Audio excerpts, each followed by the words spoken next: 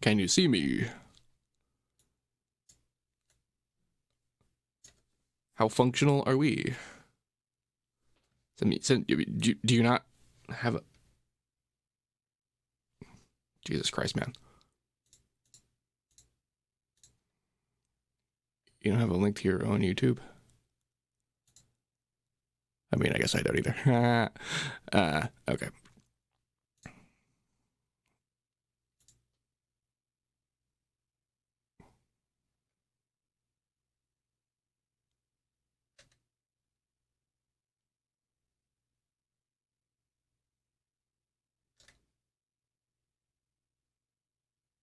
Hmm.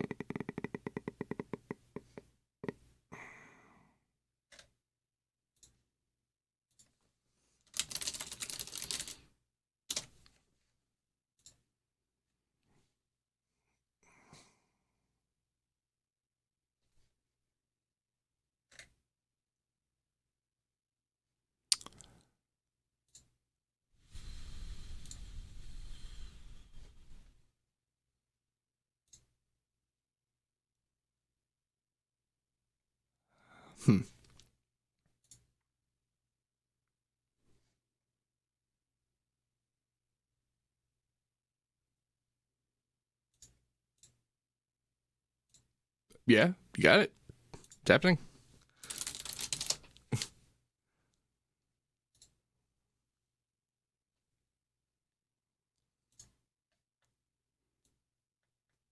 Can I be seen?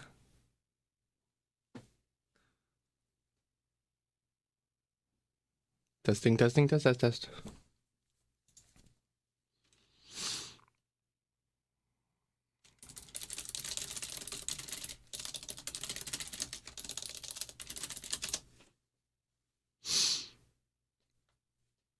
Viewers 1. That must be you.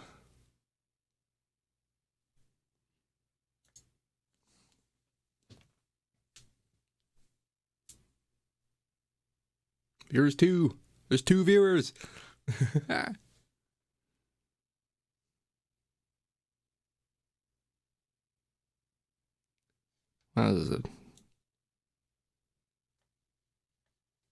There is the bit rate. Oh, look at it go. Wow. 6,700 kilobits per second. Stay real still. Low bit rate. Move around a lot. Lots of bit rate.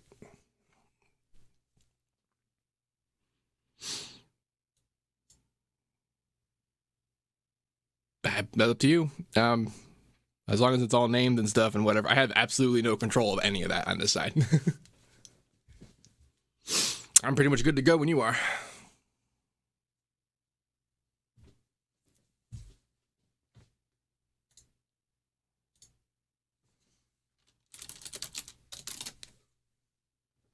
Doot, doot, doot.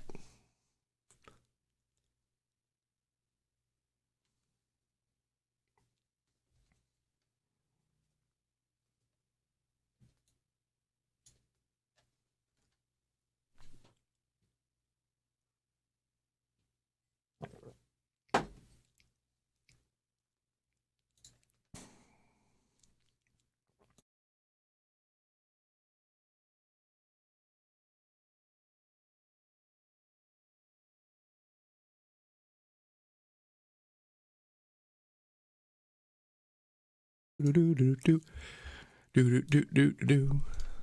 I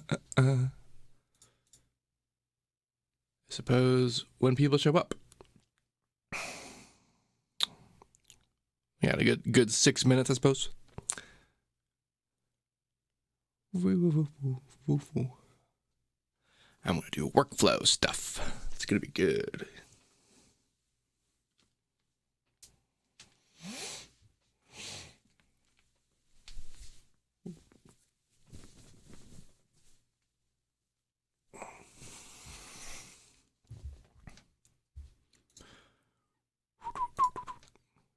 Do do do do do do. Oh, look, it's a second viewer. Whee!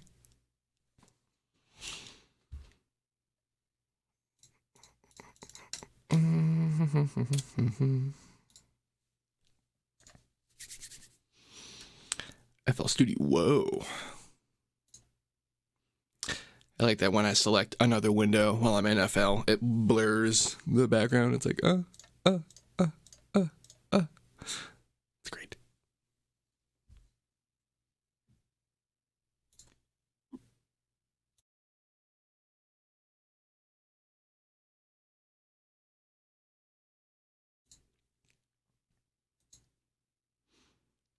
FL on a Saturday. It's pretty much every Saturday for me, so it's not that special, but it still feels good.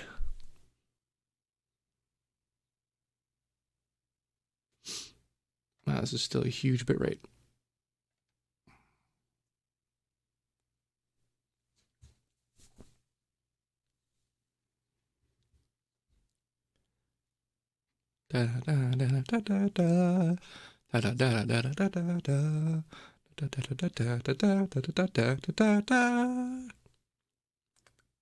That's Spanish flea.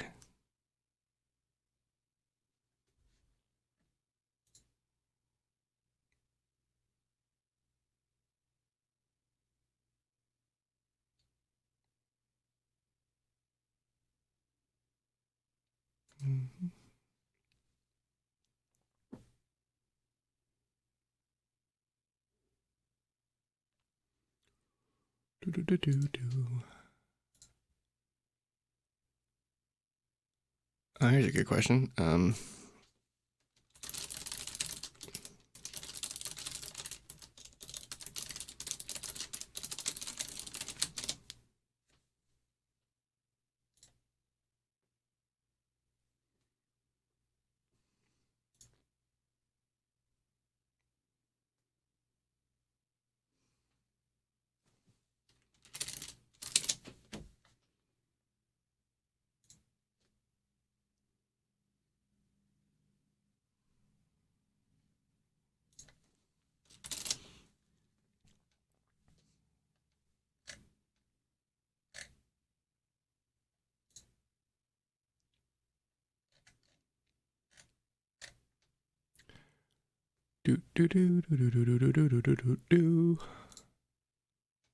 I have Spanish flea stuck in my head.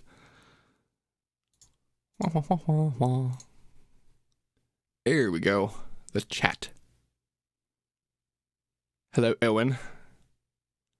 And, is that you, Alex? Kill the wall?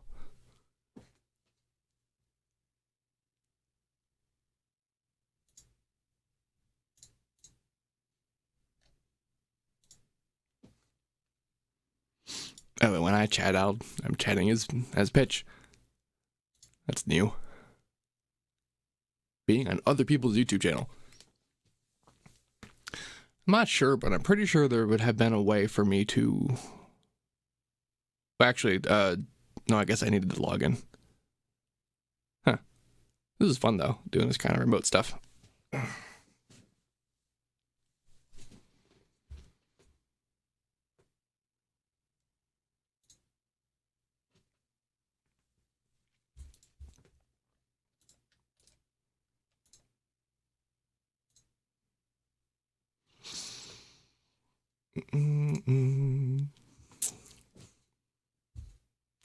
Well, this might just be Owen's personal stream. Wouldn't that be something?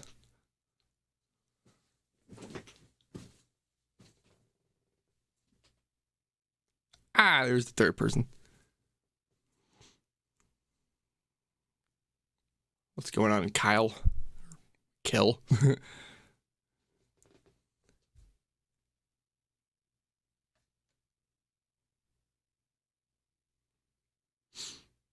I wonder what the delay is like. Like a whole minute? 30 seconds? I guess I could just look.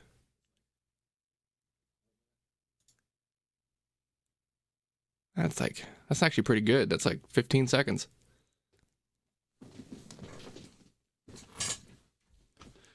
Well, for it to get back to me.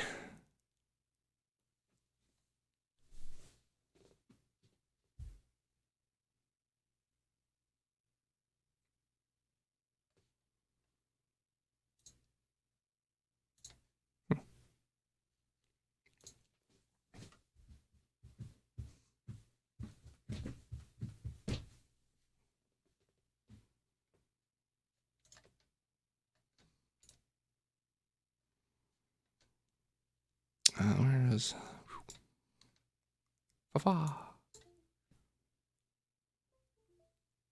Sure, USB devices. Freak out. Where do I want?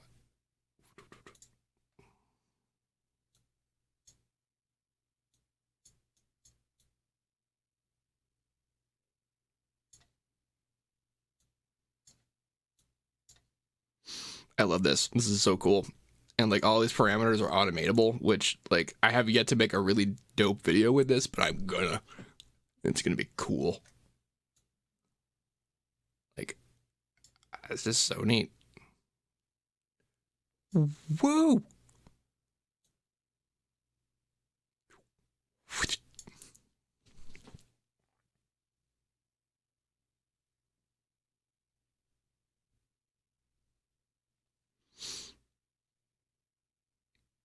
Pretty sure it started.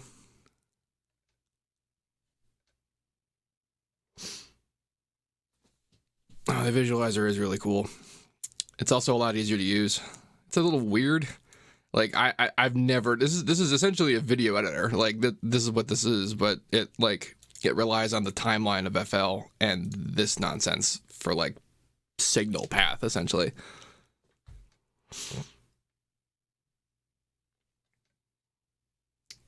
Oh man, but it works. Like you can even do like displacement map stuff, which like let's see if I have any of my presets in here. I've been trying to make wow, there's like a lot of shit in here. Oh, here we go. I've been trying to make like space stuff. Like look at this. This is all live that stuff we were just looking at, but like with a bunch of junk happening.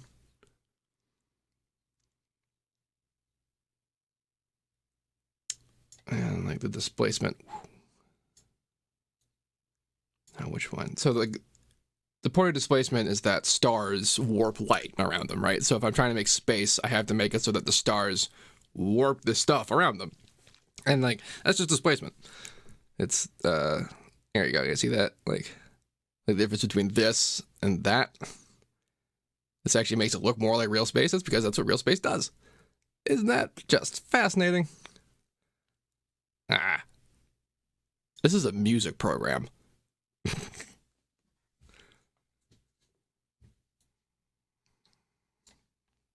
What was one of the, I had another one I kind of liked. Gravity fight. Ah. So now I have a bunch of those particles layered on each other. Some of them are bigger than others, and like so their displacement is like around them, but more than them, but still them. And so it makes it look all liquidy and watery. And then there's more of that in the background. Like this actually isn't like a background video or anything. It's still more of that, and the clouds and stuff are just more of that. Like it's so easy to do this in the visualizer.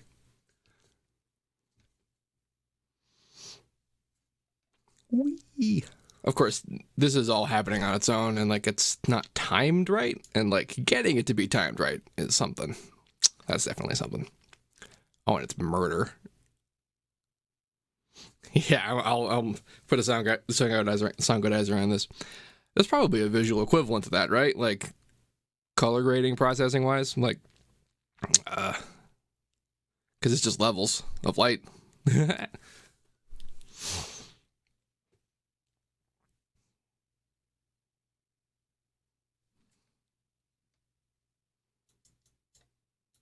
What was one of these other ones? Galaxy Core 2. No, that's okay. So like another thing that the visualizer can do is the way that it works sources. And like the buffer blender stuff is basically you enable buffer, and now this is a layer that is accessible like within layer processors. And the whole, and then, but you can use a whole VST of these to be a source in another one of these. And that's what I was trying to do, is like build separate parts of it that I was going to comp into a bigger one, because getting too far into this system is hazardous. It also takes SDI inputs. How cool is that? Not very high resolution though.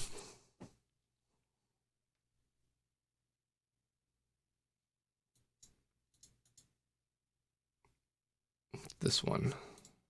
Well, that was the one that was designed to be an insert. Particle Man. Oh, this was a fun one too. Planet surface. So this is this point graph stuff that likes to change its height based on luminance and color, and it's angled in such a way, and it's also like on top of this rotating thing that just kind of looks like a planet. I didn't really plan that, but like imagine all this stuff like bouncing around to a beat and whatever, and like have space stuff up here and things like that. Like that's the thought. Particle Man. More, yeah. It'll be doing the gravity fight stuff again. This must have been in the middle. Alright. We about ready to do something? There's 6 people here now. Increases.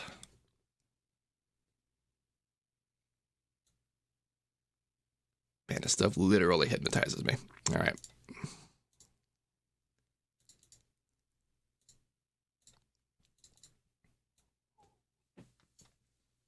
Actually trying to have that in a song on top of stuff that's processing in the song is also super murder on the CPU. And I really hate bouncing stuff, like, to consolidate CPU. But stuff's crazy now.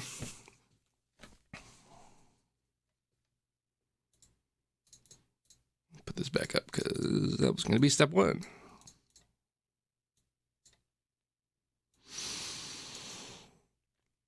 Do.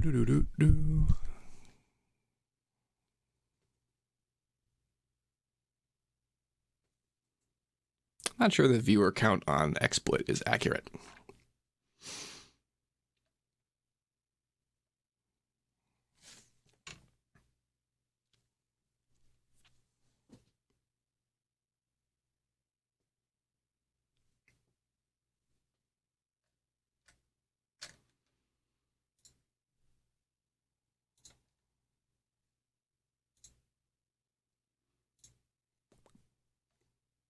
How's people doing today? Those who are here, yow. How are you doing? How's plague life?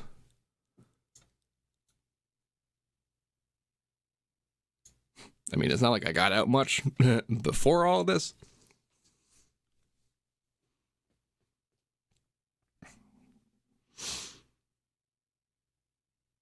It did cancel Bali, though, which was like exactly on the cusp of the timing for that, you know? It's really sad.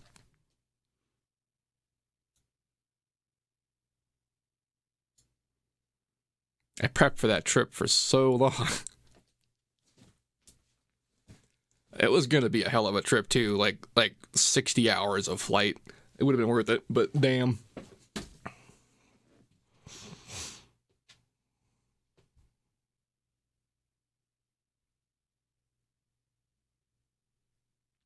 That's what I get for being far away.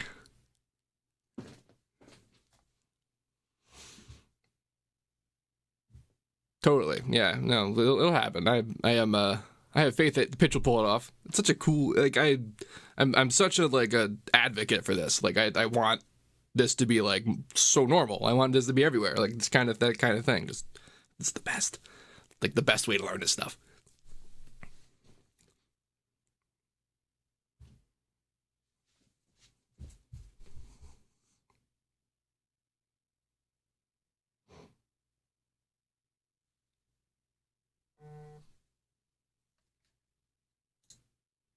Cool. All right, I guess we're good to begin. Okay, so, hi, I'm Seamless, and today I'm going to go over what is my workflow for using FL Studio, and just kind of explaining how and why all the settings I use for stuff and what they're for, and why I do what I do with how I do what I do it. And then after that, we'll do a bit of like a half-hour Q&A session. Well, you guys ask me stuff, and I answer them. It's going to be a fun time. So I got the options window open up here because even when I'm starting from scratch, from actual scratch, I got to change a bunch of crap in here. And I'm going to tell you all the stuff it does. And then I'll move on to the file organization. And then we'll actually get to talking about sidechains and subs, which is the first thing I care about when I make a song. So I'm using whatever driver I'm using for whatever interface I have, which is generally what I recommend. I have set to 48 kilohertz, despite 44.1 being like the standard, because this is actually kind of becoming more of the standard, especially for stuff like audiovisual content. So I just want to be ready for that and working in it. It's easier to downsample than it is to upsample. So after that, we have whatever my actual buffer setting is. I try to be as low as possible when I'm trying to like play or record something, because this is the amount of time it will take when you hit a key for you to hear the sound. And if it's more than this, it can be kind of hard to actually play stuff. But at the same token, if it's less than this, you might underrun all get out and have problems with your CPU. So over here is a cool setting. This is triple buffer, which like straight doubles the buffer. Like, I don't know what's called triple buffer, but maybe that has something to do with coding. I don't understand. But it's a good quick fix to, like, if you're in the middle of a CPU issue but you really don't want to make your buffer bigger, you can kind of do that, and it doesn't quite feel as bad as if you had doubled this. After that, this is all pretty epic stuff, like you want your CPU priority to be high, that kind of thing. As much multi-threading as possible. And this, though, this is actually kind of an important setting. So whenever you see this anywhere, resampling, what this is referring to is anti-aliasing. And in audio, what that is we have a limit on how high a frequency we can generate in a given sample rate. And when you try to generate a frequency higher than that, which is very easy, you distort things, use saw waves, not hard. Instead of that frequency vanishing, it wraps around and comes back down as noise. It is a uniquely digital phenomenon, and it's one of the things that separates what like analog sounds like from what digital sounds like, because analog doesn't do that at all. Analog just dies when it tries to make a frequency higher than can be processed by something. But, and as a result, it sounds a kind of clean that digital stuff doesn't have, unless you resample things. Thing is, though, that's a really kind of expensive thing. It's just like anti-aliasing actually is in, like, you know, video games and that kind of thing. So do it if you have power kind of thing. Live, though, this is what this is, and this only applies to samples, and this is because most other things, like plugins and whatnot, have their own internal quality settings that are that. And they're all called different stuff, which is super annoying, but they're all the same thing. So generally, I keep this on the lowest value, just because it doesn't really help much. And you'll see that setting again when you render, just over here, and there's sampling quality. And once again, this is still just for samples. This is for, like, if you have a hi-hat that you tuned up, that's probably going to push it past Nyquist, which is the name of that frequency. That's the limit. And when you do, that'll be a problem. So you can do that here. So when you're rendering it, but this I'm pointing out this particular setting because if it's different than the live setting, then it might make your thing sound different when you render it, and that's a pretty common problem with people who are using anti-aliasing, is that they're confused as to why their song sounds different because they actually got really used to how their sound sounded with the aliasing. And if you want it to remain exactly the same, then you want these settings to be the same as they are up here. After that, so this is all, that's all like the setting on my CPU kind of driver stuff. Let's talk about file organization.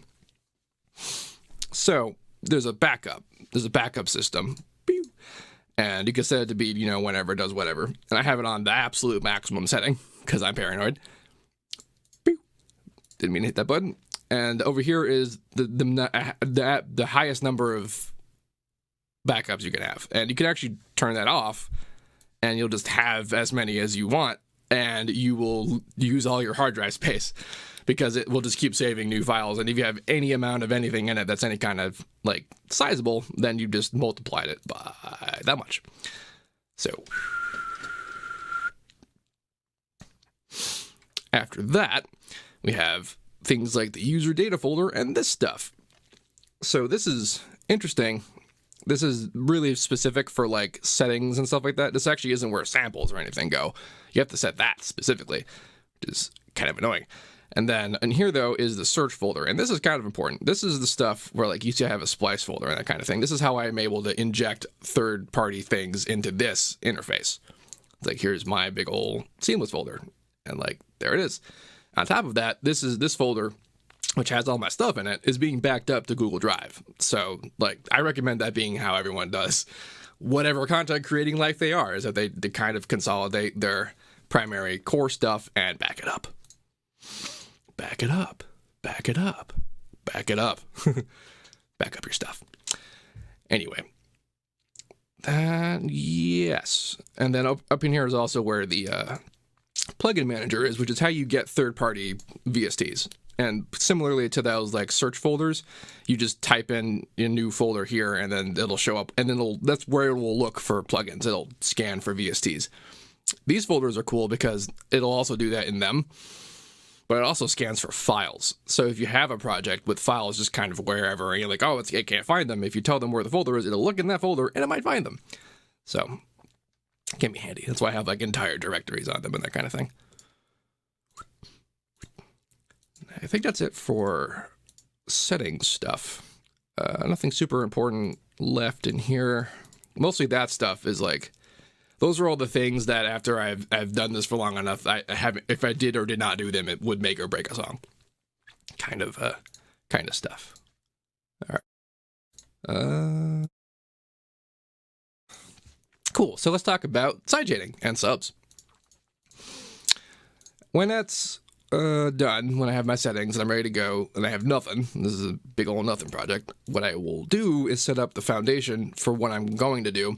If I don't know what that is, I'm just going to guess that it's going to be something like loud and bassy. And I want it to, work well in those conditions. And just about every kind of song that is those two things can be set up in basic this basic way. So, first thing I'm going to do is go over here to this channel. So, this is actually a channel in the mixer insert. If you've never used FL and never seen this before, this is a special channel that doesn't have an output. It doesn't get linked to anything, and nothing can link to it, except what happens is whatever mixer insert that you're selecting will be passed through here. That's why I call it the current channel. And I just use it to kind of stuff random stuff in. Like if I have analyzers and visualizers, that's just kind of where that's going to go. Or if I want to put in XYZ controllers. So an XYZ controller is a compact kind of problem solver. Because the way that I do sidechain is that I will straight up just make an automation clip and then make it half a beat as such. Now, this isn't going to be the sidechain curve. This is just the actuator that's going to be triggered that will be what I understand as a sidechain. And I'm going to make one for the kick and the snare. Rename. And then boop. So what's cool about this is that these automation clips are in the playlist or whatever, but I'm not actually going to use them there. I'm going to trigger them like samples, and they'll work like that. That's what automation clips are designed to do. Now I'm going to link them to these guys, and these guys have output mapping, which lets me do things like this. So my sidechaining that I like to do with the limiter. I'm going to put it on like the last channel here. I'm going to label sub and side. And I'm going to select them both with Control and Shift, right click, dock to left. Now, the reason why I did that to those lowest two channels, despite the fact that I put them over here and didn't just use the first two channels, is that when I want to try and link other channels to them, FL prefers the things you link them to be higher numbers. Like 2 doesn't link to 1, that kind of thing. Like you can do that, but for certain other kinds of stuff, and especially with Patcher, it gets weird. So if I'm going to have main link pluses, they're going to be way at the end. And then I'm docking them to the left because you can do that. So the idea here in the side, it's going to be a limiter. And I'm not actually using this to do any of the compression sidechaining. I'm using this because its actuation of volume is tight. I could automate these guys, but they're smoothed, which means if I make a real sharp curve that I want to move immediately, it just won't. I'm going to link it to XYZX. And this guy is just going to be the kick. So here's our X. And we're going to go to coordinates and straight up link to kick. And now whenever that kick gets hit, this gets hit, and it will move from the bottom all the way to the top, but the alteration of it will make it stop halfway through, which is important because 50% of the limiter is where its regular level is, and it will boost if you go higher than that, which can be fun, but not handy for sidechaining. So, where's my animation clip? Beep, beep, beep, beep. So there's some stuff I gotta do. I have to disable the global speed option because there is smoothing built into this stuff. Bam. I did link you to the kick, right? Yep, and you're moving. And I didn't link you to something? Nope, that's definitely the right thing. Output X. There it is. I feel like it was just ignoring me the first time. Yeah. So now, even though this automation clip is actually 2 beats long, most sidechain length that I want to do is going to be like, well, it's half a beat. It's going to be a 16th note. So this right here is 16th note length and then done. So it's 16th note action and then done. Just like an envelope. And I use XYZ controller because it's tighter than the envelope. This is just manipulating the automation. It doesn't do anything to it unless I tell it to.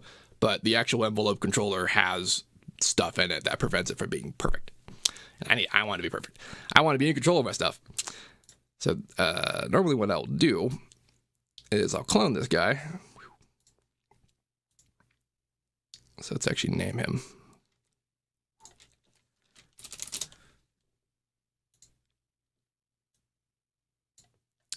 FL tip. If you see this icon anywhere, it means you can click and drag it and drop it onto stuff, and it will do stuff. In this case, it'll copy the preset. I'm going to name it snare. And I'm pretty sure this isn't connected to anything, but let's, nope, okay, good. So I'm going to do, and same deal. So this is one of FL's oldest windows, this controller linking thing. And I mentioned that because it's really, And so to add a new link, you have to literally choose the new link option and then choose the new link and then hit the go button. It's one of the reasons why I like to do it through this thing, because there was the controller like formula changer to make it be different formula, or I can just use this to just make a graph. It's a lot easier. So the idea of doing that is that now the kick and the snare both trigger the sidechain like that. So this is the beginning of this working out, because the next step is that I gotta tailor the content a bit, and we also have to have the same situation going on for the sub, but with slight differences. So the reason why is because sub frequencies are slow, and everything to do with frequency, like high frequency, low frequency, mid frequency, is entirely about speed. And if you are moving something like whipping around a parameter, you're doing it at a speed, and it's pretty close to those speeds. It's not that far away. So if you move a sub too fast, you can introduce extra harmonic content that's not harmonic. Inharmonic content, that's the word I wanted to use. Anyway, so the way to deal with this is that because it is speed and motion is the problem, if we put a low pass after the sidechain, it completely mitigates that problem. It doesn't allow snaps to happen, which are high frequency activity, and basically means that the sub still has to turn on and off based on just this area of content, despite how sharp this is. And it's just going to get linked to the same stuff. Kick, accept, have to do it again, new link, snare, bam.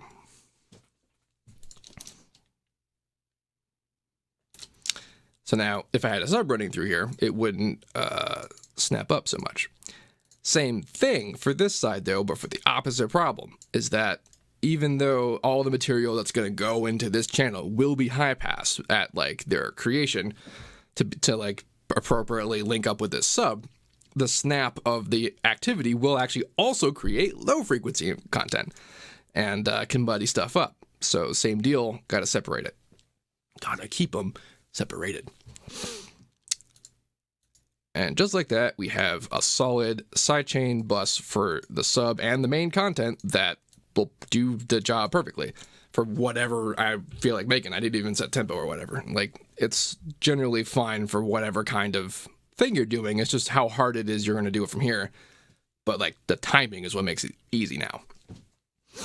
I'm not reliant on the audio from samples. I'm not reliant on ghost clicks. I'm not reliant on automation in a playlist that I can lose track of. I can just trigger it here. And if I wanted to get extra hard about it, I could layer up a layer and put that in unsorted, because that's where it is. Cool. Let's actually put you guys in there too, which you do by doing Control G? Nope, Alt G. And you have to type in the name of the group. Yep. Sometimes this feels like I'm playing Zork. So like, let's grab a sample, right? Any given. Or just miss. Sure. So a typical setup would be the layer, the kick, and the automation, right? And grab your layer, and then you right click to select the right combination of lights that exist here, set children, and now both of you get triggered at once, and you only got to put down one note, which is the point of that, because otherwise you end up having this like wall situation, which can be okay, but yes. And then I would do a similar deal for the snare. Let's go get a snare.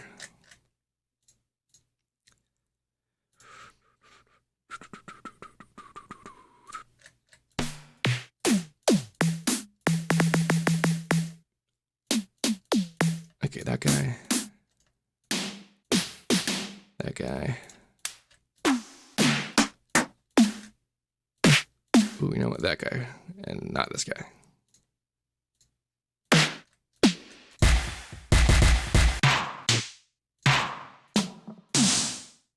Actually, it's probably fine, these two.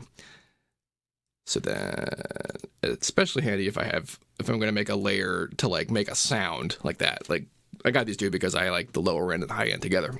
So I still get to wee.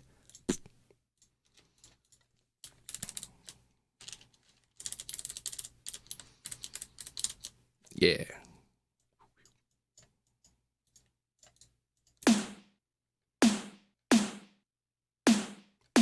Oops, I said the kick by accident. Because that was the other one. So let's try that again. Open up, there you are. Doop. I hit the color wheel. There's a new color wheel in FL. They actually like set up a whole new like. There it is. All right.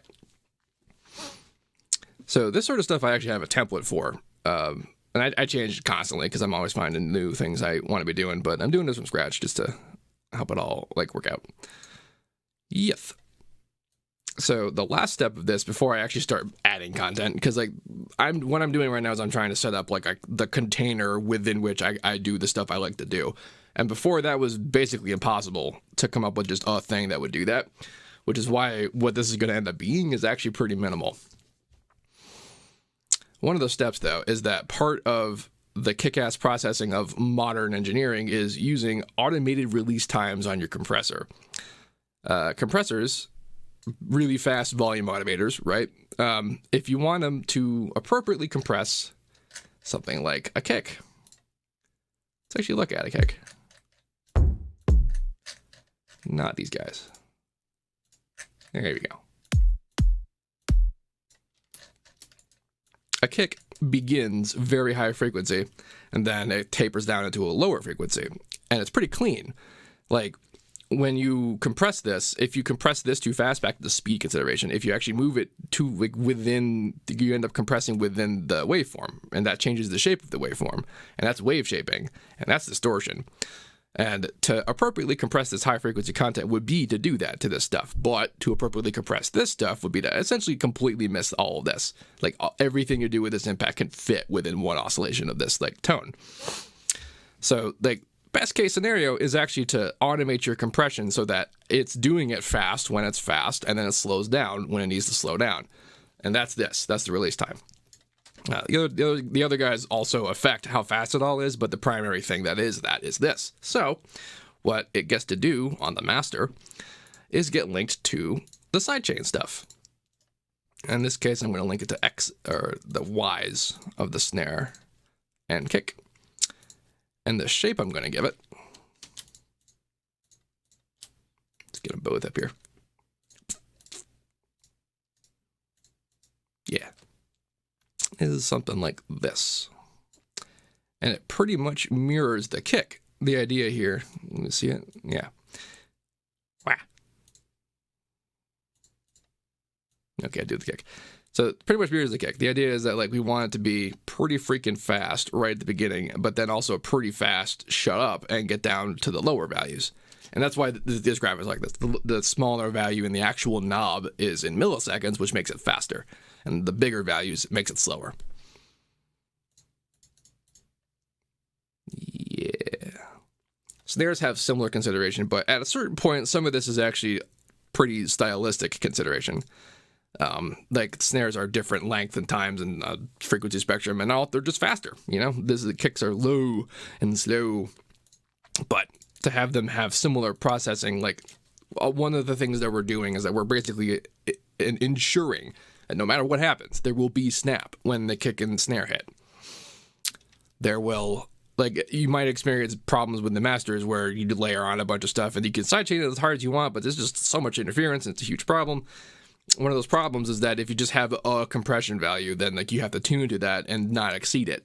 But we kind of want to because it's awesome, right?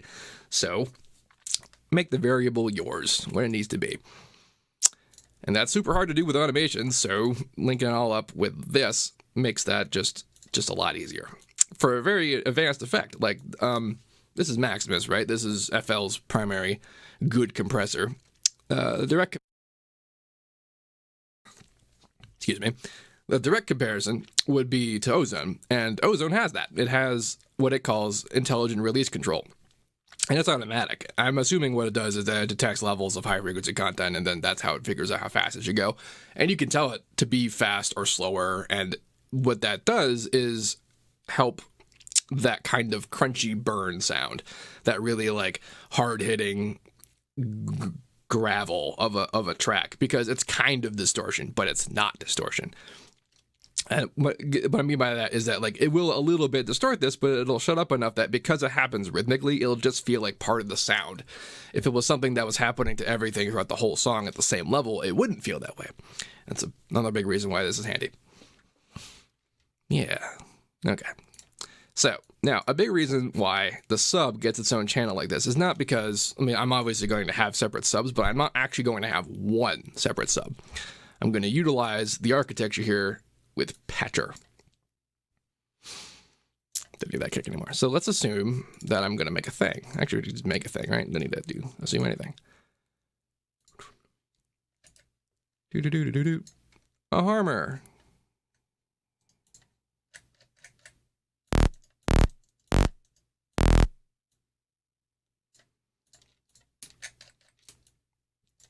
Let's turn snap back on. What happened to snap?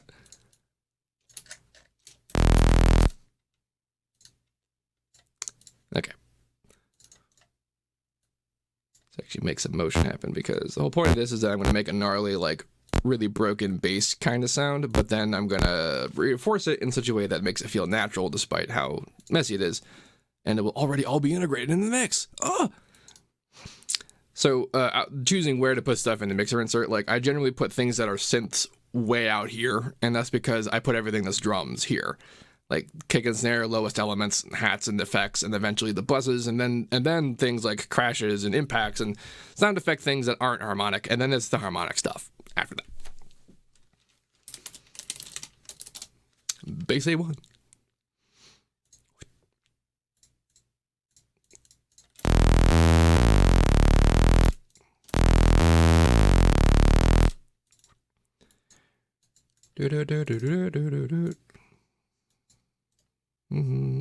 Not activated. I need to do that. This one. There we go.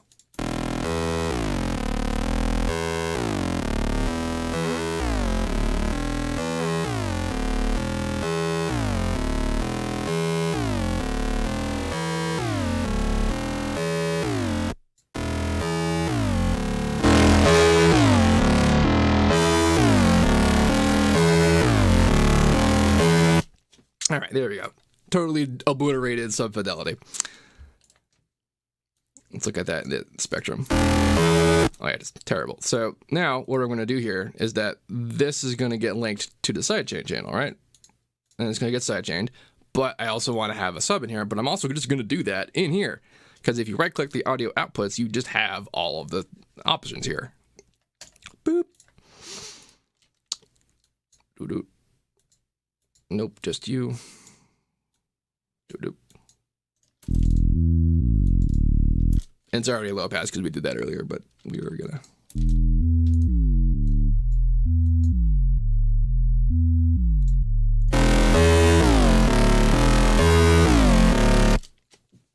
And that's how I make sure that everything has its own individual sub, but it also has they're like the real sub that's supposed to follow and sound good with it, and not just the one that will sound solid and nice and clean, but probably not super related to the thing you're doing. And like this is the kind of clean 808 subtype with the square harmonics that I did there, but the whole point is that you could also do a dirtier sub for individual things that sounds good for. Or perhaps you made that one sound that only sounds good the way that it is without the separate sub, and you can just kind of shunt the low frequencies of it into the sub channel and call it a day. It'll still like do the job of keeping those frequencies separate and like appropriately sidechaining with the nice clean touch, and then making it all really well good material to show up into the master you're doing. That's and oh boy, does it save time, like not having to actually change my MIDI. Like that sounds like a really dumb thing to be a problem, especially in other DAWs, I guess, when like you just have tracks of stuff. It's like, here's the thing, here's the other thing. Oh, cool, I'm done. But in FL, the things are not out here, they're in here. And that's still technically true. If I had a sub down here, I could just go dirt, cool, I'm done. But a lot of the things and kind of editing I do would actually doesn't make that done. If you screw with certain things and you save them and then you don't put the sub in there and that kind of thing, whatever. It's just so much better when I don't have to worry about it because it's just done. That's kind of the point of a template, isn't it? To take care of the things that you have to do every single time. And sub replacement is absolutely one of them due to the nature of the processing. And then the rest of it is forcing it super hard into a loudness here. And I actually, like, it's weird that we're having this discussion, you might think, without actually any content, right? But no, I actually do this before I make any content. And by this, I mean set up my master. So right now, this is not doing anything. And the only thing that we've actually done is automate the release time. And that actually is enough to have a pretty big impact on stuff if the thing is loud enough to interact with the limit. But what I want eventually is to do this. This is the soft saturator. And what this thing is an attempt to emulate what tape does. When you record on tape and you distort it, it doesn't clip at a solid angle like it does in digital. It gets harder and harder to approach the end of it, and it gets this kind of smoothed out effect. And that's what this does. Usually, though, what I do is I make it as thin as possible, because the other side of it is just the whole way, but if you make it this way, you get to determine your window length, and I'm just going to make it all the way up. Purpose of this is that now this is essentially a clip. It's going to clip it, and it will completely stop audio from passing this point, but it's not actually clipping. It's not literally letting the audio come up and letting the file determine how it's going to get clipped. This is algorithmic clipping, which means we are in control, and it will actually sound the way that it sounds on other systems. Problem with this, though, is this is probably going to create some intersample peaking. What intersample peaking is, oof, I wonder if I need to have a visual for this. I might as well. It's a fun visual.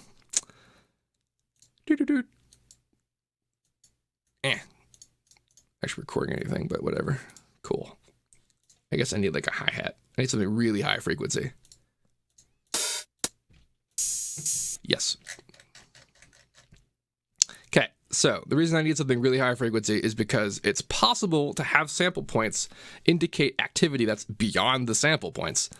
So you see this here, this extremely high frequency thing is oscillating fast enough that its activity is straight up between these 2 points, but it still has the smooth line there. It's actually pretty clever how sampling in general figures out how to do this. It's really cool. But the problem is, if I were to compress this, if I were to absolutely take all these samples and just force them all the way down to 0 dB, up and down polarity, what would happen is that this activity would also get forced above it. As far above it as this, it would get forced above it. So if these 2 points were at 0 dB, this would peak. And this is a problem because compressors can't compress anything but the samples. Unlike regular analog audio compressors that, are instant, are reacting to electricity and that kind of thing. So the intersample peaking idea is that you can enable oversampling, and this is that aliasing stuff that I was talking about before. This actually runs this particular plugin at a higher sample rate so that it puts more samples in between the activity to determine how it can better compress them. And it will prevent the peaking, because otherwise you'll limit your stuff, and then the activity that's between the samples will automatically be higher than 0 dB and clipping, regardless of how algorithmically you're doing it. Because again, it can't do anything except to the samples. So oversampling, that's what that's for. This shape, though, this purpose of this, like if you're unfamiliar with this graph, what we're looking at is essentially threshold ratio, but we have control of it. Like here's our threshold in this scenario, and then here's our ratio, this angle of this here. This is 1 to 1, this is 2 to 1, 4 to 1, 8 to 1, infinity to 1 being a limit. So letting it up like this is essentially having light compression. On a master limiter though, this is not handy, but this is why we're doing also the clipping thing, because this is all consideration about speed and impact. We want drums and stuff to hit as hard as they can, but we don't want the other stuff to get so destroyed by the experience. So we do a little bit of both. We get the best of both worlds, where we let some of it go up. And if you're doing this, your mix is going to be as such that it's just blisteringly loud. Your kicks and snares and everything are so much higher than everything that you can see it. You'll see your activity like down here, and then your kicks and stuff like up here. And to the point where everything is like kick, snare, stuff. And your desire is to crush that up in such a way that it all is aligned like up and around here with the behavior that makes it sound the way that you want. And it can be kind of rough, but with this setup here, the idea is like with this doing this first, the whole reason I'm doing this first, and almost nothing, like I'm not making special changes here, I'm not even determining band positions, any of that, is because I'm going to calibrate the material I make to this. You don't have to do that. Most of the time what people do is they calibrate this to the material they make, which makes sense if you're like material focused. And what I mean by that is like you're a band, you're recording instrumentalists who play an instrument, and you don't want to screw that up. You don't want to mess up their performance. That's not really what we're doing. We're making crazy synthetic super hard stuff, so we don't super need to care that much. We want to care as much as we want to care, but the awesomeness that people tend to be after is almost 100% from not caring about those like older engineering norms. One of them being don't clip so much, don't distort your master. Ugh. We're doing that, like all of that. So yeah, I think actually what I will do is I will find a project that has this kind of in progress. And I've been doing a lot of weird metal stuff lately, so I wonder if I will find a relevant item. Probably one of these drum and bass tracks. Let's see. Not that one. Maybe one of these. Maybe one of these. At best, what we'll find, I'm hoping, is like a drop done with all that stuff set up. And it should be possible, especially these later ones. All right, this doesn't appear to be doing it. What is happening in this track? Oh yeah, I'm doing it. Weird. Drums and drums. Oh, this was... Okay, I'm going to turn this down because I don't know how loud this is.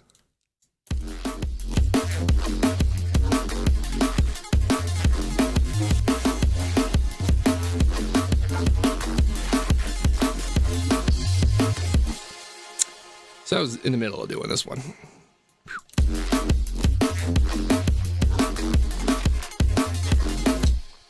This is exactly what I'm talking about.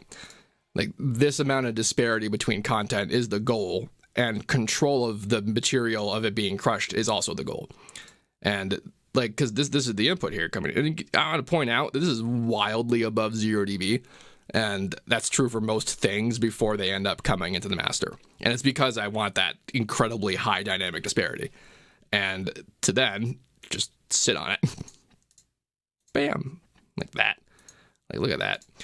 And there's barely anything in here, but like the rest of the stuff you use this to kind of fill up the space, which is weird that there's even space because this is so freaking loud. And that's because of this stuff that we did. We really just made up a lot of things happening, and like the release time is being automated here.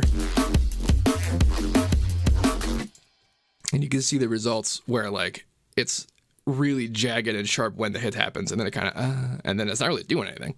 And that's also mostly because the threshold is only like uniquely interacted with the drum content because it's so freakishly louder than everything else. I wonder what this one's doing. I also tend to do stuff drop first. Like I make my mastering and then I stuff all the stuff, like as many layers as I can of what material I have. Like here's another one of those examples.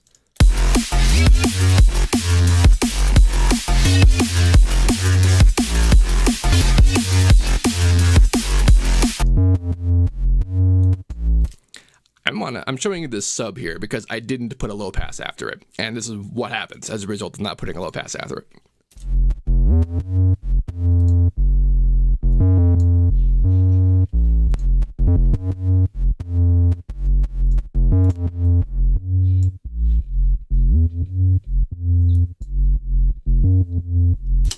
That's why the low pass. You actually could also have achieved that result if we put smoothing on the automation on a particular parameter. But again, I don't want to do that. So that's the value of doing that particular maneuver. Am I doing regular sidechaining in here? That must be this guy. Yep, and there's the high pass. I'm doing individual sidechain. So most producers that I look up to, like people like deadmau5 and Rob Swire and BT and that kind of thing, every single one of them at one point said that the best case scenario for sidechain is that everything has their own individual sidechain. That's technically true. That's technically the truth, but that honestly is just a little too much work most of the time. And like, I'll do individual specific focused things for the individual specific focused things end up like the main elements, but for extra junk, I'm better off just letting that go into a big bus. Plus, you also can do things like put the thing in the bus and the master and have like a little combo, like a parallel processing of the sidechain, which basically is like having your own sidechain. It's got that you can't control things for like tempo or depth, any of that.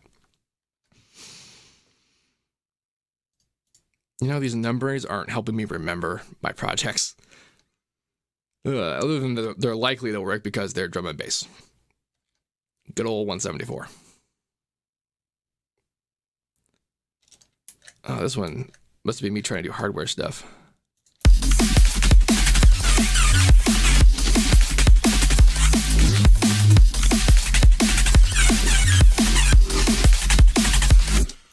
This is how you get like extra dense stuff to still sound like it has impact by...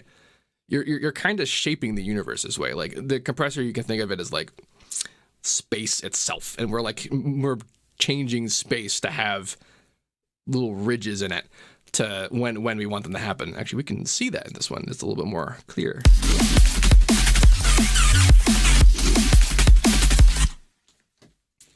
The activity, and you really want to see this in general, like an actual like straight up a line that you can see doing the thing versus how it usually ends up, which is as like a white space, which that's how you can tell that it's going to distort your stuff because it's doing it faster than the stuff itself, which is pretty important.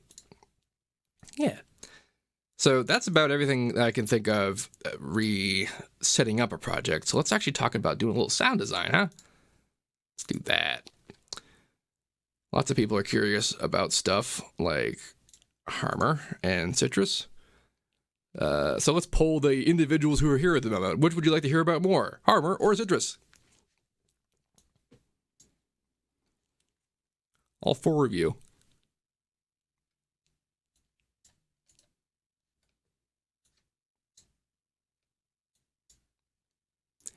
Harmon can do basically everything, but it doesn't have particular advantages to things.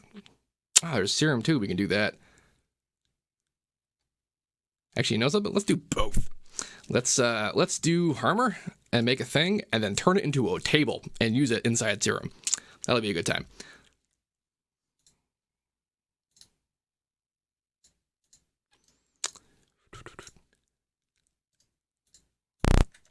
So this is actually not far from how I made some of the tables that are already in Serum. A lot of the stuff was things like Harmon experiments and resampling and whatnot that I tuned and turned into Serum stuff. So I'm going to do...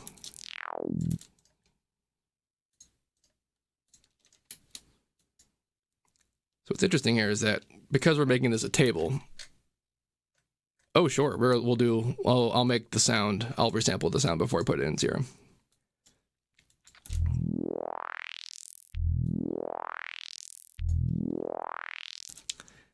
I'm making very clear beginning to end motions because we're going to make a table out of this sort of thing. So I'm just being light about it in terms of moving the notes. You want to have a stable frequency, like repeated response as much as possible. It's not going to super remain the same when we resample it.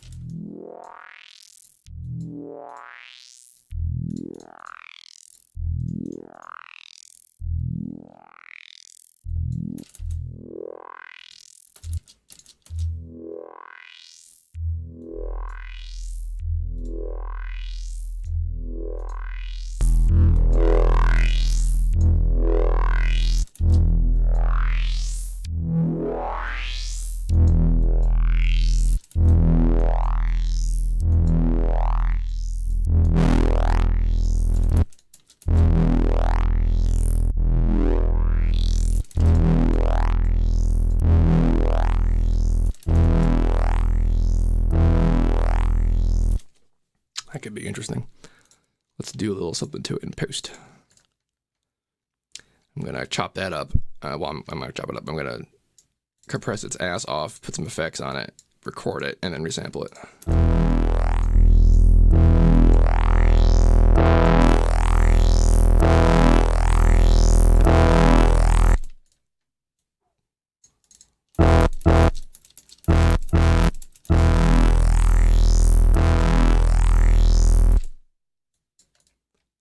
And why not?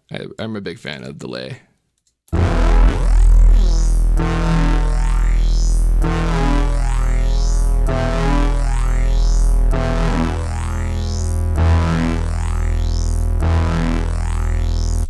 Cool. What am I doing? E.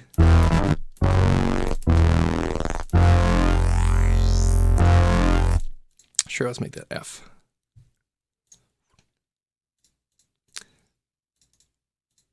On play, please. And give me that spectrum.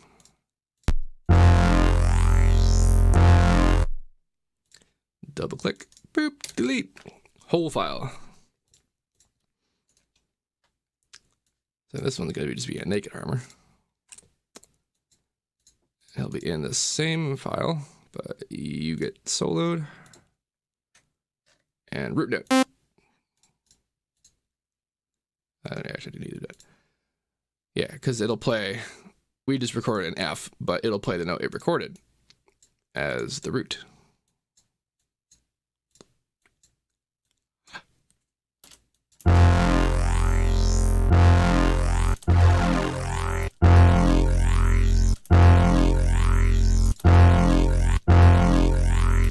This right here is almost the whole thing when it comes to Harmon resampling. Basically, it's exactly like the noisier technique of phase canceling to cause interesting results. It's just that because Harmon is imperfect, the exact way that manifests is unique.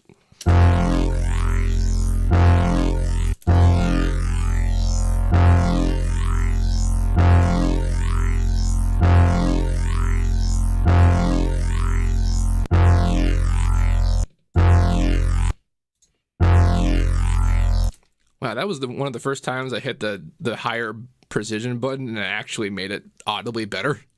Like, listen to that. That sounds cool. And I can use a little form and touch though. Not that one. This one.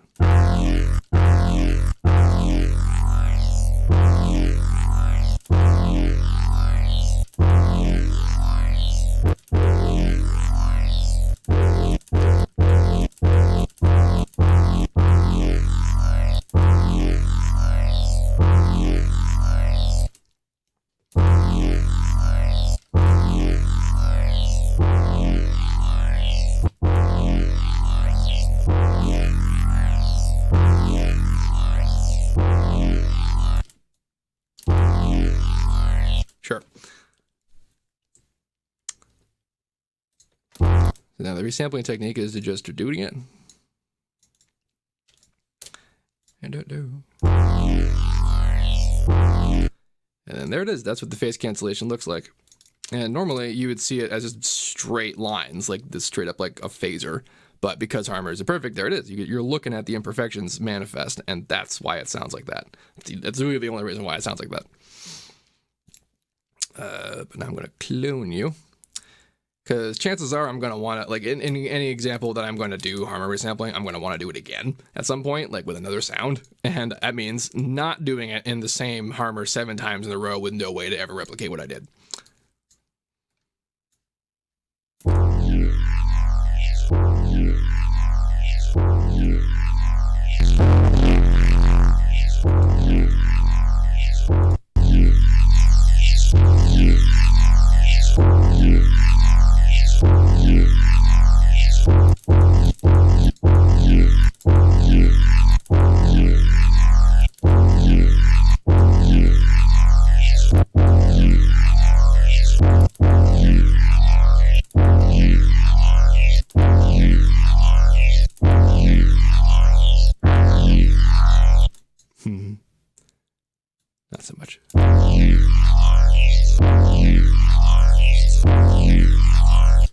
neat about this maneuver is that it's altering what it understands to be formants at these particular frequency values, which means that I can do stuff like not suffer for that high frequency darkness, because I can have them actually stay where they were while turning down the other guys.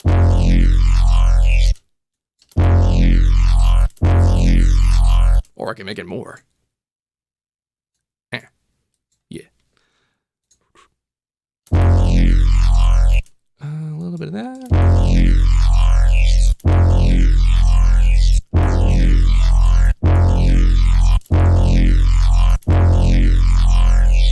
Okay.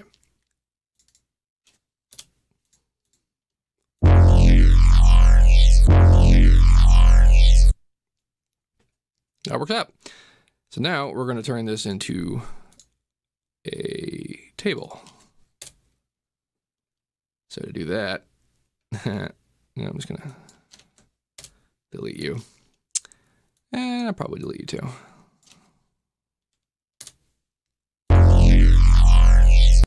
We're definitely going to cut this up like in Serum. Probably only use like this middle bit. That's something that happens a lot. Serum. Bam. Oh boy. I hope this is the latest version. Yeah, so in here we have our edit table, and I'm going to come in here and type in the note, which was F1. It might be F0, but we'll find out. There's ways to tell. Drag and drop. Bam. Okay, so that seemed right. And the logic I have for whether or not that was right is that within one frame is contained one oscillation. That's how you know you're kind of right. Although, that doesn't really seem like the case, does it? That's either off a bit. Okay, so let's try F0. That might be worse. Huh, that's like an oscillation and a half. I am on F, right? Wow. I played a really high note for some reason.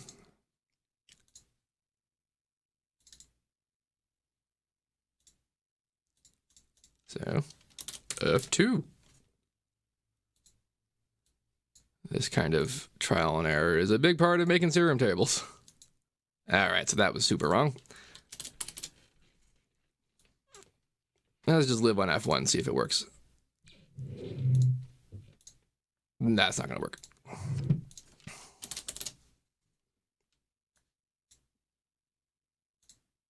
That's not going to work. Oh, it's because of the pitch change. So, you see how the waveform is just kind of moving around a lot? That's because this is slightly off pitch. It actually looks like a visualizer, doesn't it? So that's one of the big problems with doing resampling and like this, is that I did seriously mess with the pitch here, but we can change that. So instead of typing in the value, I'm going to type in hertz. So the question is, are we too high or too low? Looks like we're too high because the waveform is happening faster than the thing. So we need to make it higher.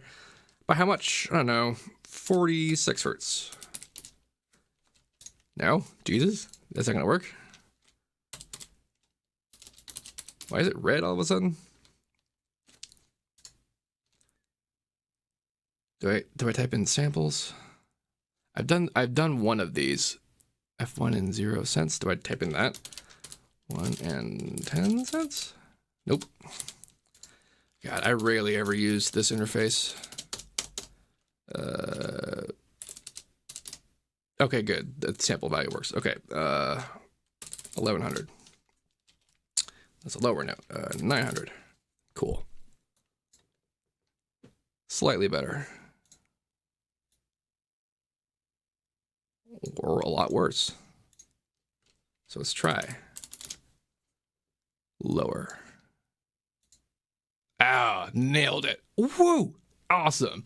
So when you see it like actually line up like that, that's how you know it's the right pitch.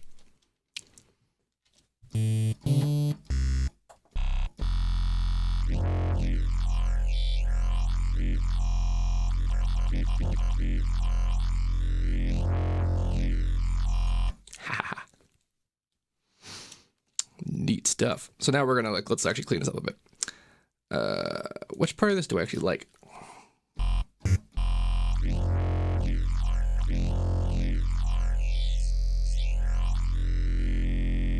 I'm gonna delete everything below 20.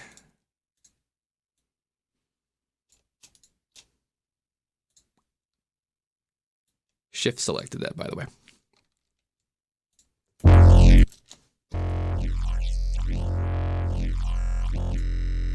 Neat. And then we're gonna morph spectral 0 fundamental phase. And crossfade 16 samples. So just make sure that like the end of the waveform hits up with the beginning of the waveform and stops it from clicking. And 0 fundamental phase makes it so that the lowest harmonic, like the sub of it, is in perfect phase with all the frames, and then the rest of the harmonics are just doing whatever they want.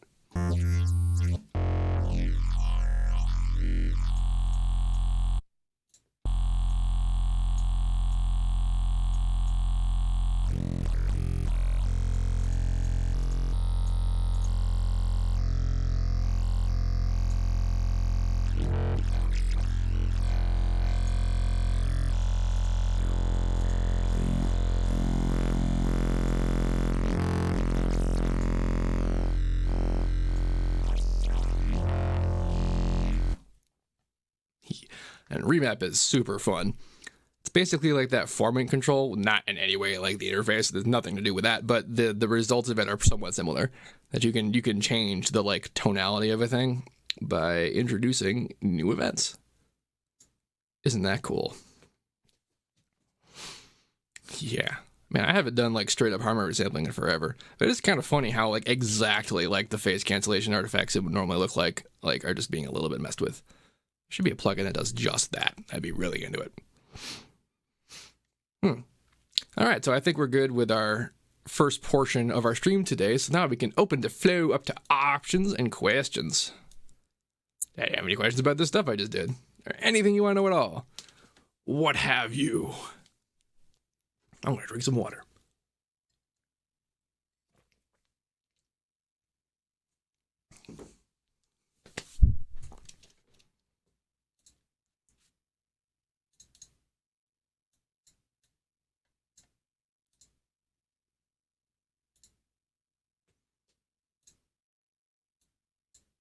I might actually use this table.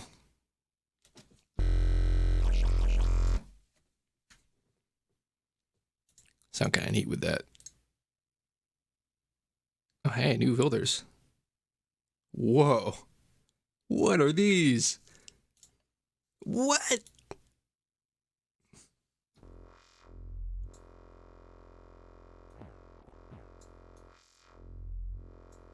Okay, gonna mess with that.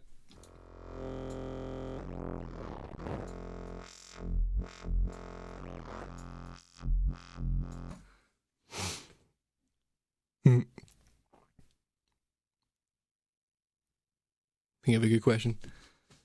Well, you have time. Meanwhile, I'm being fascinated by these new filters that are in the miscellaneous section that I didn't even know about. How long have these been here? Are these the screams from Massive? Like, this is a distorted comb. Oh man. Oh, you know what that means? This is just a delay. That's actually neat. So there's these flanger options, right? And these combs, and they have these with like the filters in them. And like that seems like pretty hardcore, right? Like, holy shit, how do you filter a filter? How do you filter the filter's action? And what's happening is that the way that a comb filter is made is delay. Like when we put that delay over here and did that, that's literally what happened. That's exactly the effect that occurred. And it has filters. And if you filter the feedback, it'll have that result. And so that's what that filter is for the combs, but bandpasses? Because that's awesome. I might do stuff with that. What are synths that do resample perfectly? Additively, none. That's just not a thing. Like, I think there's a DAW that does it, that existed before, like as a method of time stretching. That's usually what that's used for. But regular sampling, like using audio, if like this thing, if you wanted to do that but have the perfect result, you wouldn't have. You would just have stacked up two audio files here and detuned them. Because that's what this setting is just it's 2-voice detune. And if you just did that with audio, that's perfect resampling. That's what resampling used to be.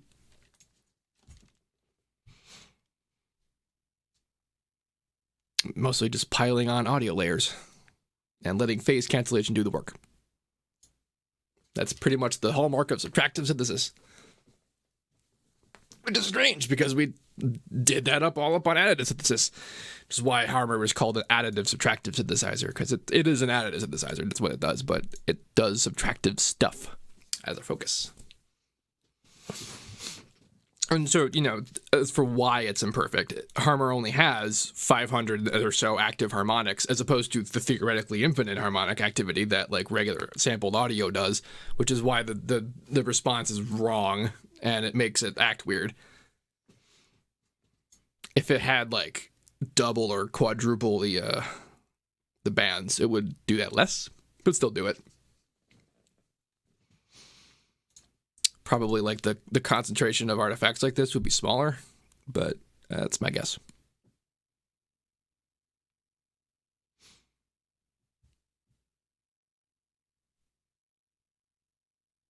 Does anyone have questions or comments about anything at all? It doesn't gotta be about FL. It could be about, I don't know what.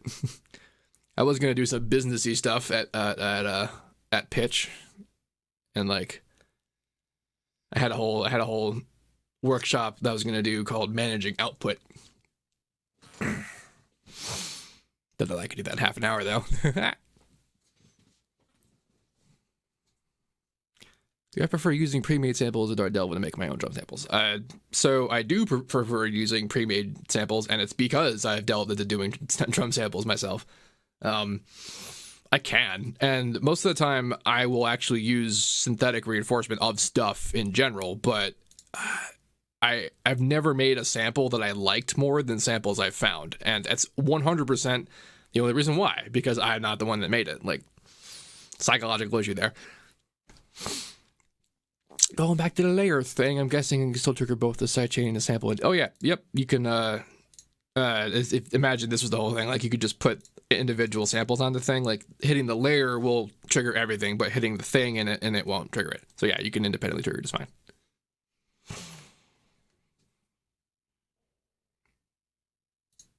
Patcher was really determined, like, it was designed to be a replacement for layering, but it doesn't output controllers, so no luck there. My god, though, if it did, I would just have presets of patchers that did all of this stuff, and I would never do it again.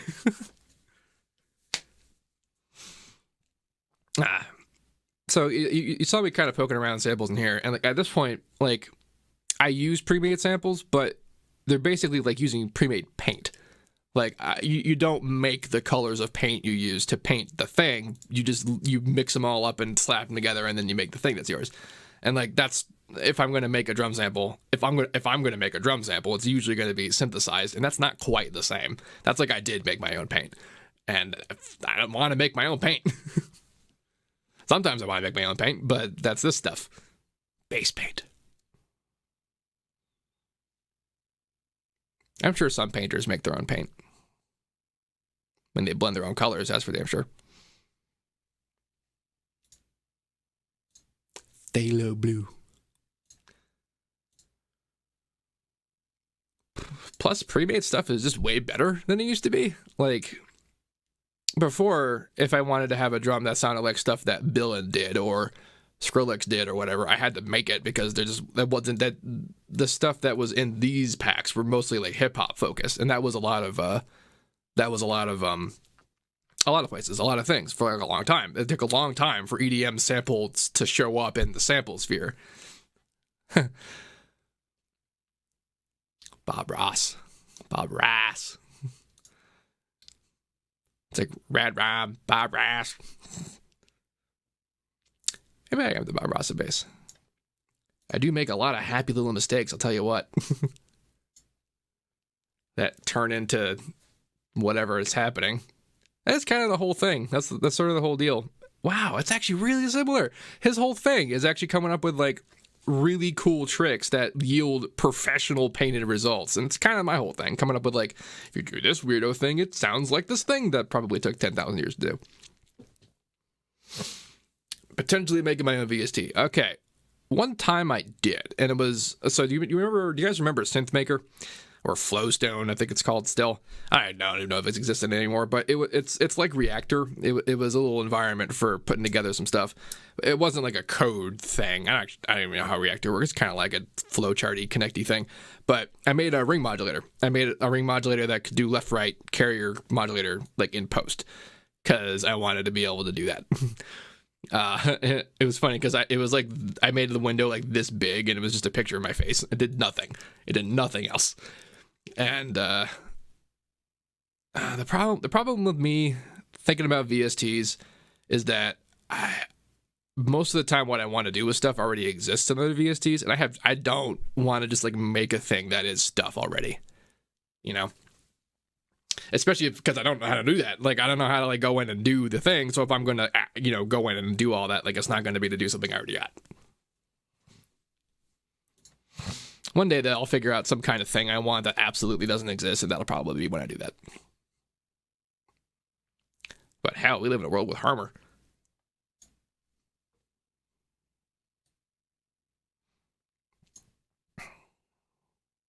I thought about making a kick VST once or twice.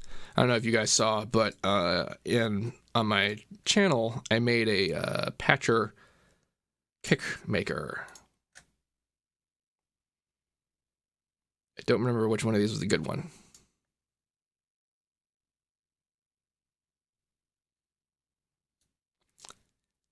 Yeah, so this is as close to making a VST as I've gotten. Yeah, there you go. You remember this one. Visual program manipulating sound like painting certain areas with compression or drawing specific areas of EQ or distortion. That would be neat. Man, I'm not really sure how what would be related to what, but there could be some things there. So here's the funny thing about the VST version of this stuff is that like the only reason this isn't already like the VST for it is because within it is contained full force stuff that doesn't need to do what it's doing. If I made this in Reactor, I could probably have this version of it be whatever a regular deal, and it would do all the same stuff. Yeah, Iris is what I thought about that too. But like the thought of you like layering effects onto stuff like that, like as a thing, and have it actually visually represent what's happening, like that'd be fun. That'd be interesting. I was actually really pumped about Iris when it was new. I had just gotten like kind of doing Harmon things, and I was just sort of like, oh, and another one. But it's really, it really is just like a visual editor, like for audio, and you can technically do that with Harmon. Like this is an image synthesizer. If you took this as a picture, like, could have sworn. Yeah, there we go. If you do that convert to image synthesis mode, it makes this an image, and then you can save the image, and then you can alter the image, and then that alteration shows up here, and it can do stuff to it. That's not what Iris is like, because Iris does that in real time, but really what it's like is it's able to cut out a band split that's shaped like the thing you drew, which is really hardcore, like a really cool thing to do that Iris can do, and like isolating harmonics and that kind of stuff is super cool. But that's really what it is. It's just a really complicated band splitter.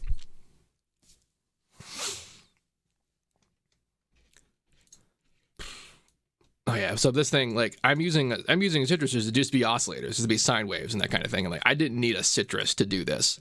Like it helped. I'm familiar with it, obviously, and that kind of thing. But it's just envelopes and pitch and FM and that kind of thing. And like I can do that, I guess, in something like Reactor. Probably be simpler than this because it's an interface that's designed to do this. Patcher is not.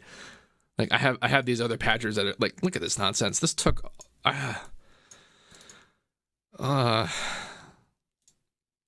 this is, and like, it's just programming, right? Like you imagine you add one more knob to this, and all of a sudden you have to add like points to everything for that knob, which you do. Like you have to. This is just not designed for this. This is all the only thing that is for that. I don't actually use this. Like the whole point of this was to actually pack in everything I use when I synthesize kicks, but I don't really do that. Like, I have some samples, but they're mostly like the accidents that happen that I was kind of like, okay, that's cool. or hardware stuff. Sometimes I'll record like the DPO. These are some recently, these are pretty old. That was actually pretty recent.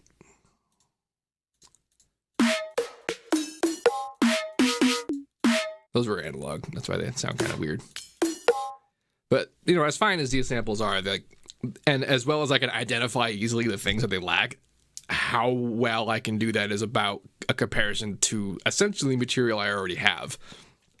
And when it's about efficiency, then that's just not on the table. But if I'm just digging around or whatever, then sure, I'll absolutely just like bust out some making my own samples and things.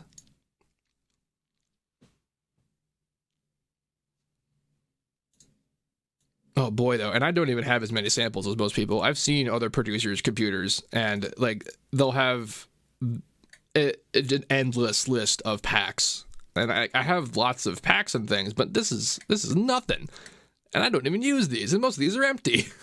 Like they're the regular life for a producer is mostly to try and build your stuff out of like finished material as much as possible in a professional sense. This is entirely a question about profession, because like art, obviously you do what you want, but the playing field is largely about like how much actionable material do you have that you can just grab and like dice throw onto a DAW and have it become a song. Like I saw Porter Robinson's computer and it was like a literal mile of stuff.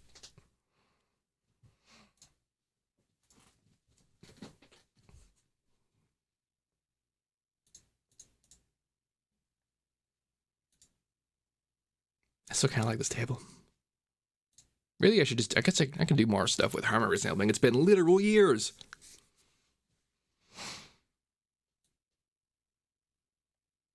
Who else got questions? We got like 10 minutes or so. We can yammer about more stuff.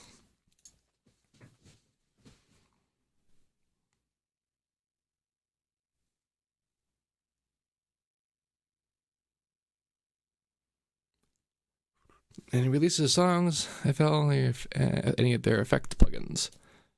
Yeah, I guess so. They're always talking about it. Like, a lot of the issues that people frequently bring up, they're very well familiar with. Favorite VST besides Harmon? At this point, it'd probably be Serum. And by Serum, I mean Citrus. I had, like, looked at it, tried not to say it, and I said it. But, honestly, Citrus. It's so old, but it's so solid and just everything that it needs to do. And like I didn't even know how spoiled I was for having this plugin for so long until I tried to actually use some other stuff like Operator in Ableton or FM8 or Serum. Anything else that does FM is just lacking, and it lacks like what feels like really basic things when you're used to them in FL. Things like you can make your waveform be at whatever phase you want instead of just flipped. Like there is additive processing about in this plugin that was created in 2003. Like, good God, that makes it still have capabilities that exceed most plugins. Like is FM and additive. It really doesn't exist in any other package besides Serum, and its implementation of it is almost total, to be perfectly honest. Like, does that not look familiar?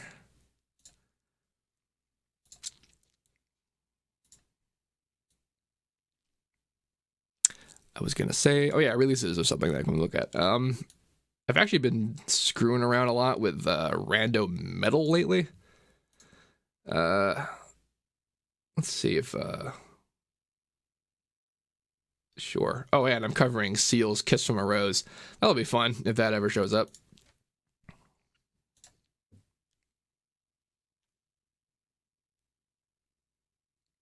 But did you know that when it snows, my eyes become large and I don't remember the rest of the words?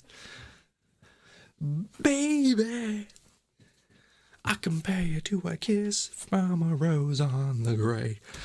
Oh, I had that song stuck in my head now.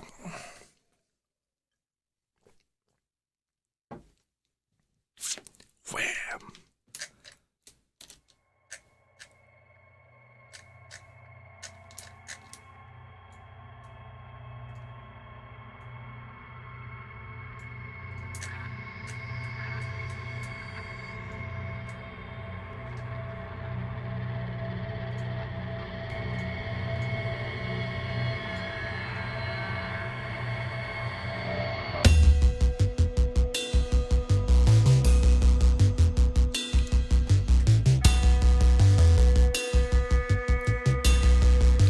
little mixed. Doesn't have vocals yet.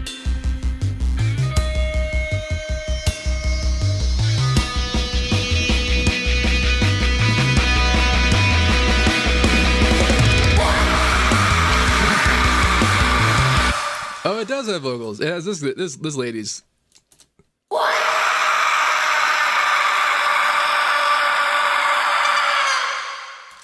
That was a girl. Mostly just this part that works.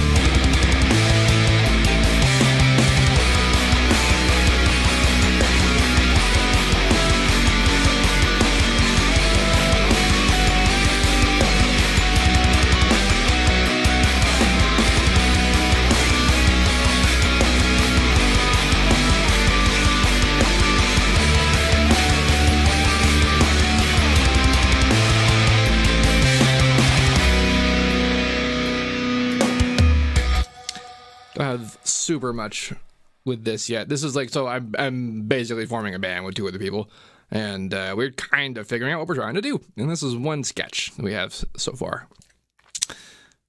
Basically doing operatic stuff. Any tips on how to release music in current times? Yeah, honestly, like, do it yourself. Like in the past, when I was coming up, when people gave me that advice, that was mostly facetious advice. That was like, yeah, you know, if you're a big star and you do a good job, you can do it yourself, woo, kind of thing. But no, you were expected to get a label and like do that whole thing. But no, not now. Now you really can do it yourself. There's actually not a huge benefit to trying to, you know, get on labels and that kind of thing. There is benefit though to trying to get on promo channels, like things like YouTubes and blogs and whatnot that talk about specific genres of music. Just send your stuff to them. Like, don't bother sending your stuff to labels. Like, some of them are labels. Some of them won't let you have your stuff on them unless you are on their label. And that could be like a choice on your part. But don't ever sign yourself to a label exclusively. You can sign works to labels exclusively if they want to. Or you can just have them be up and freelance it. Like, you want to be in control of your stuff. But mostly it's just about having a regular release, like, output. Like, I also have this promising folder. Where's the promising folder? Regular release output. Like, it doesn't matter if it's once a year. If you actually keep it up and do it, you will eventually, like, garner the following people who like whatever it is you're doing. Like, it could take forever if you do it like a song once a year, but so, like, you know, ideally, like 2 songs a month, like 1 song a month even is fine. Like, if you actually did that, and then, you know, the typical, all the stuff about social media and like engagement, everything you've ever heard about that is true, and you should do all that stuff if you care about that stuff. What the heck is this one? 125? What was I doing at 125?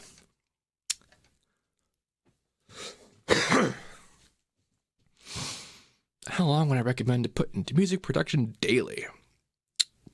Well, you know, back when I was learning how to play piano, I would do half an hour of practice a day. And that was like, I was forced to. Like, that was the thing I would agree to do and not, like, fight people. And it worked. You know, I got pretty okay at it. But probably more than that, actual practice is usually, like, in the hours. And it's almost, I would almost say, like, as much as you can. Why did I put this in the promising folder? There's nothing here.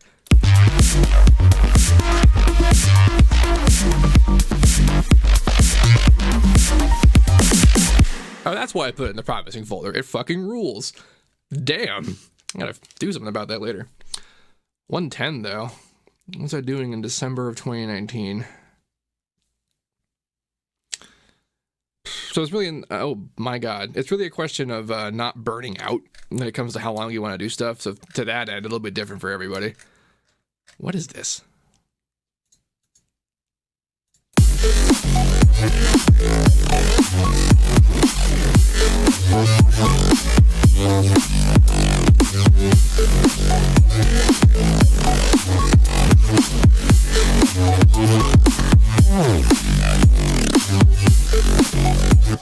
Damn. I think I might might have used this for how to base or something. This was me learning how to use the tracks in FL, because they're a bit more updated. Ever. Do I ever go to raves? Damn, I don't even know where there would be raves around here. Like I went to one kind of rave once, so no, not really. Mostly not by choice though. 126.73. Oh, I remember this one. This is the funk one, kind of. I would totally go to raves though, with ear protection. Do I still smoke weed and does it help me creatively? Honestly, no. And no.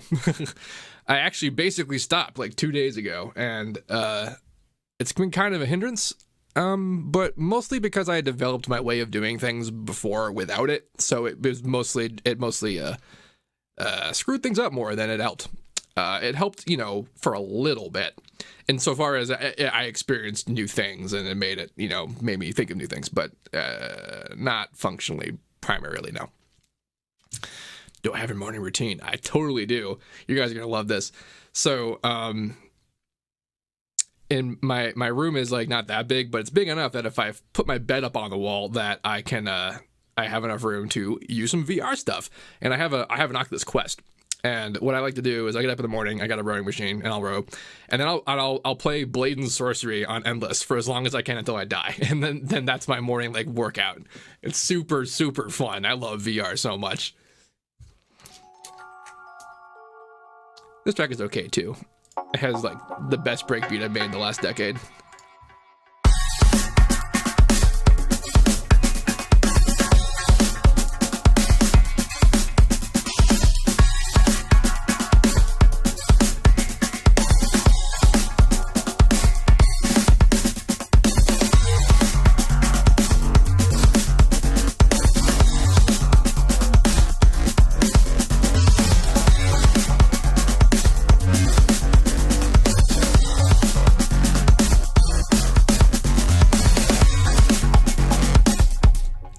I was playing a lot of Half-Life when I made this.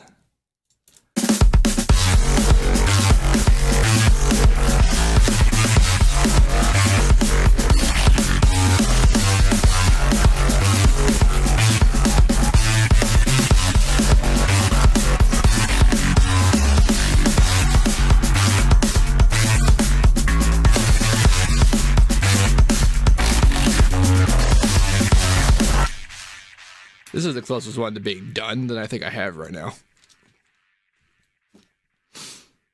Do you think we live in a simulation? No. No. No, space is too stupid for that. I mean, it's possible, but only in the kind of sense that, it would have to mean that there's something outside of literally everything that we know, and there'd be no way to know that one way or the other. What kind of computer would I produce with? Well, this computer is actually kind of old. Hey, let me get the system menu up.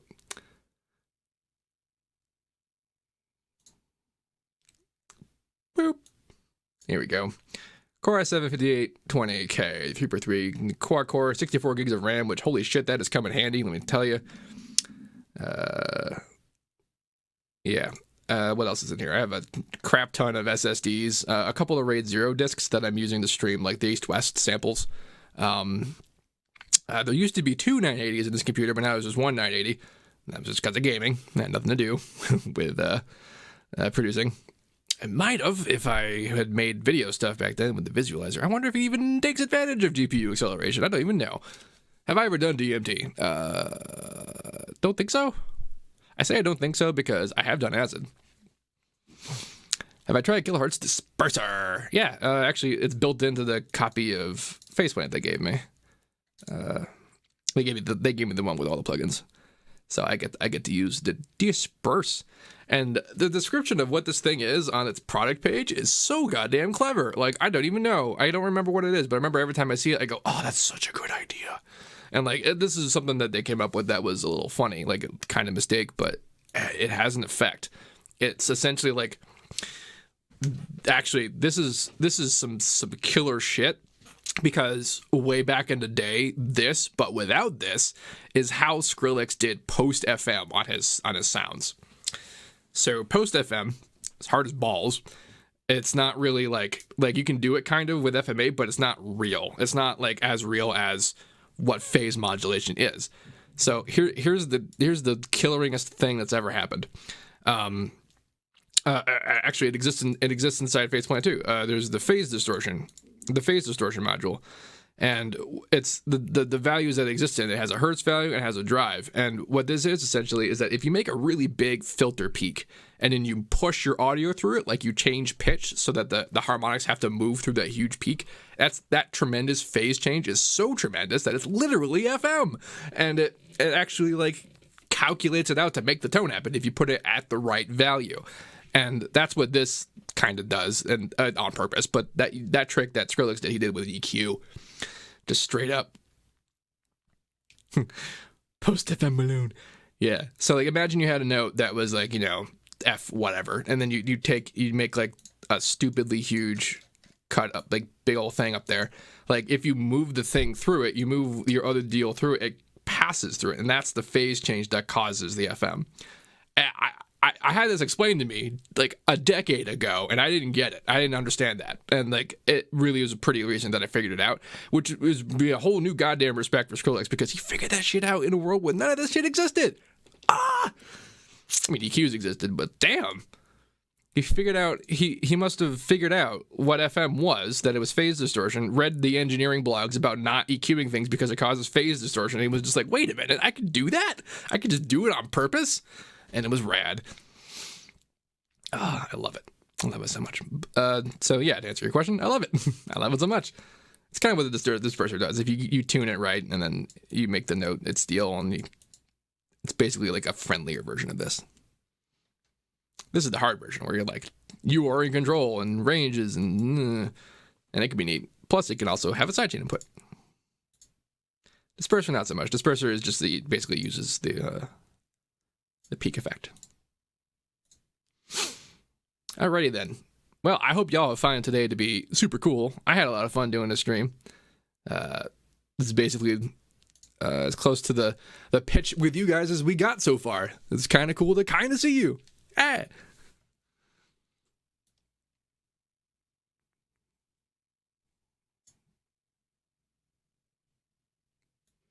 Oh, I suppose I should say this.